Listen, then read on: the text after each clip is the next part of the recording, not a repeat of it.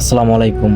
আমাদের নবী একদিন সাহাবীদেরকে বলতেছিলেন, হে সাহাবীরা, তোমরা ততক্ষণ সঠিক মুমিন হতে পারবে না যতক্ষণ না পর্যন্ত আমি নবীকে নিজের জীবনের থেকে বেশি ভালোবাসবে।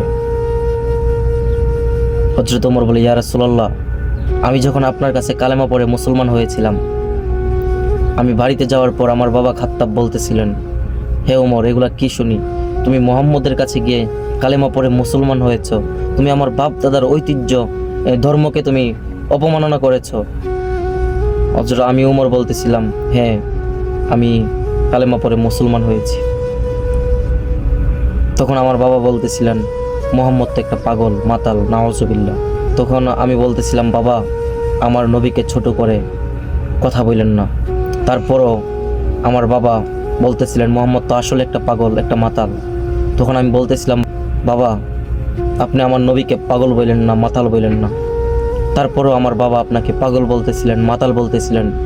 আমি আমার বাবাকে লাস্ট ওয়ার্নিং দিয়েছিলাম যে, বাবা, আমার নবীকে পাগল বললেন না, মাতাল বললেন না। তারপরও আমার বাবা বলতেছিলেন। তখন ওনাকে আমি জবাই করে দিয়েছি। আমাদের নবী বলে, ওমর, উনি তোমাকে জন্ম দিয়েছে, ওনাকে তুমি জবাই করার সময় কি তোমার মায়া হয় নাই? হযরত ওমর বলতেছিলেন, ইয়া রাসূলুল্লাহ, হ্যাঁ, মায়া লাগছে, মায়া হইছে, কিন্তু তার থেকেও 1000 গুণ বেশি মায়া আমি ওমরের অন্তরে আপনি রাসূলের প্রতি।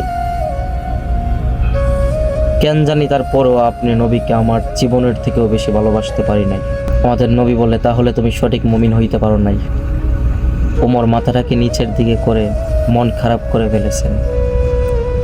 আমাদের নবী যে আঙ্গুল দিয়ে চাঁদকে দুভাগ করেছিলেন, শাহাদত আঙ্গুল দিয়ে ওমরের দিকে করলেন। করার পর ওমর চিৎকার দিয়ে বলে, আল্লাহু আকবার, ইয়া রাসূলুল্লাহ, আপনি নবীকে আমি এই মুহূর্তে নিজের জীবনের থেকে বেশি ভালোবেসে ফেলেছি।